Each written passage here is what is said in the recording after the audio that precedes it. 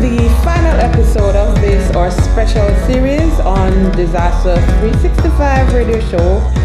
I'm your host, Alison Gordon. We have been having a conversation with Ms. Elizabeth Riley, the Executive Director for the Caribbean Disaster Emergency Management Agency, SEDEMA. Welcome again, Ms. Riley. Thank you.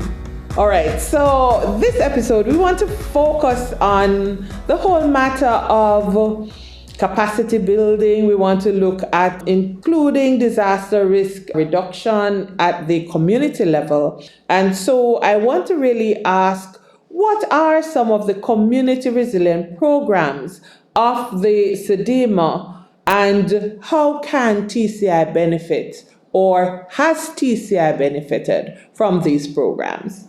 Community resilience is one of the foundational planks of national resilience. And so it is identified in our regional strategy for comprehensive disaster management.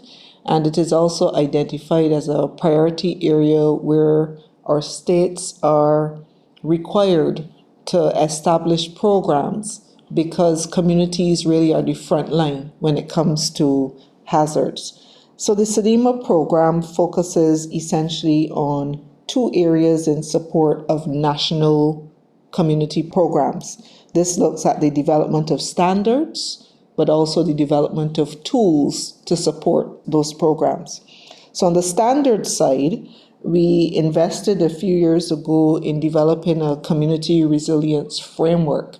And in essence, what this speaks to is looking at the different areas that need to be developed within a community space to allow that community to be resilient to hazard impacts. So it includes things like developing the human skill sets, basic skill sets, first aid, basic search and rescue, understanding the risk in the community. So there are components related to hazard mapping, having an understanding of the vulnerability, and importantly, the preparedness actions to inform response. And this includes things like community disaster plans, evacuation routes, these types of things. So this is within the standards component.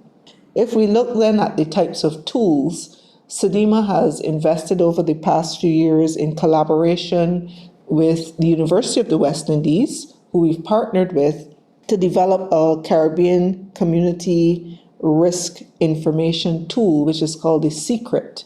And in essence, what this allows us to do is to measure the status of a community and to provide, at the end of the day, a ranking of the community in terms of prioritization. We know that in any country we have many communities, and we cannot work on all communities in the same way at the same time. There must be some mechanism for prioritizing, and the tool allows us to do this. The Turks and Caicos Islands is benefiting from interventions in this area.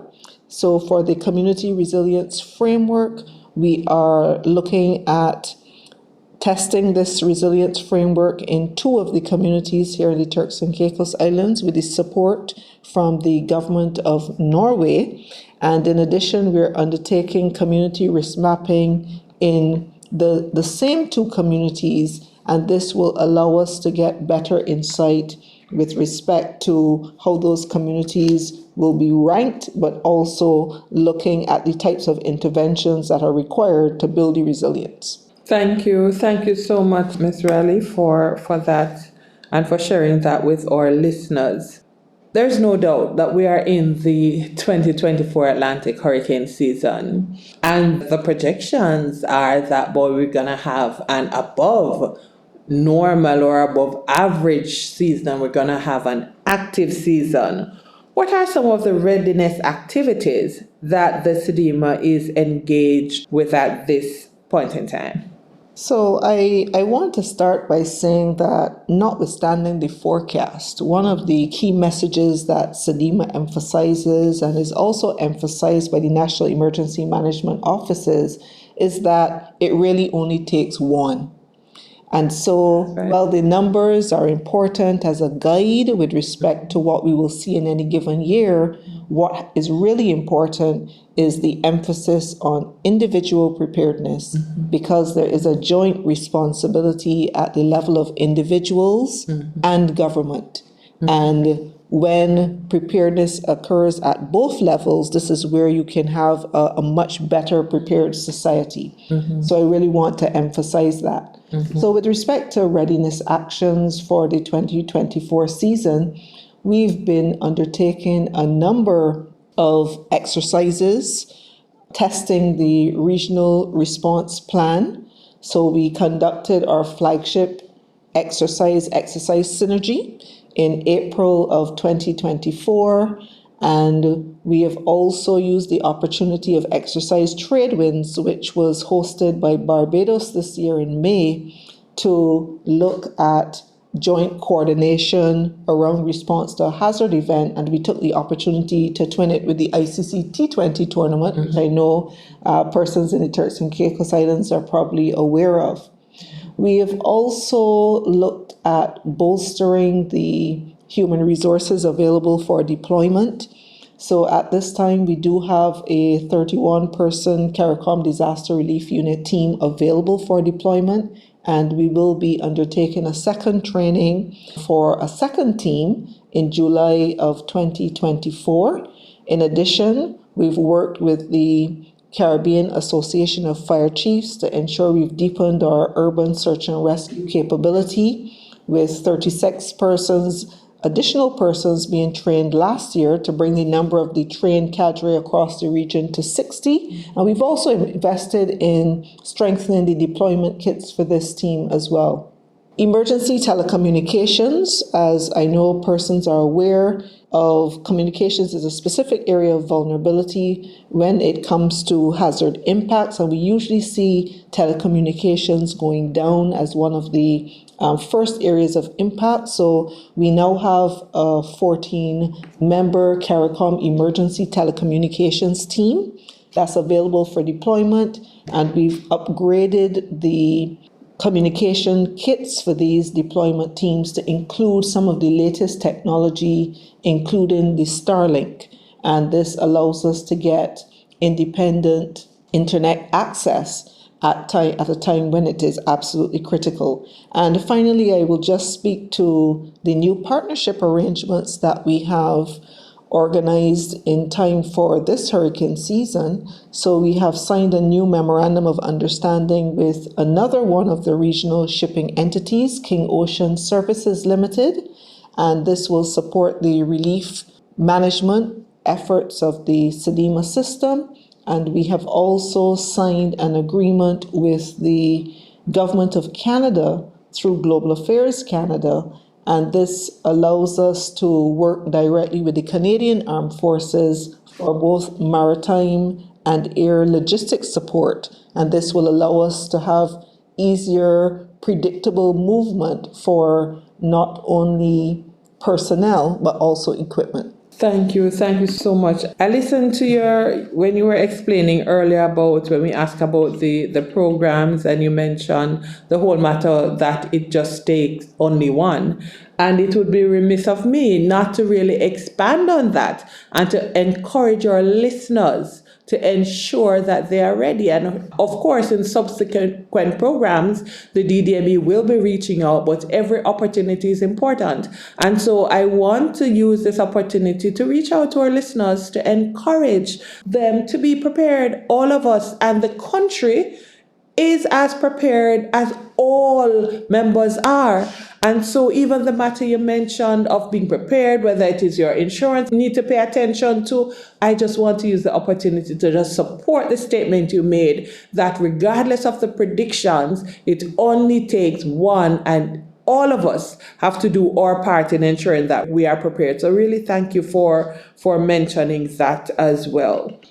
As we seek to close off our conversation, I just wanted to know that it has been indeed our pleasure to have had you sharing with us for these last 3 episodes.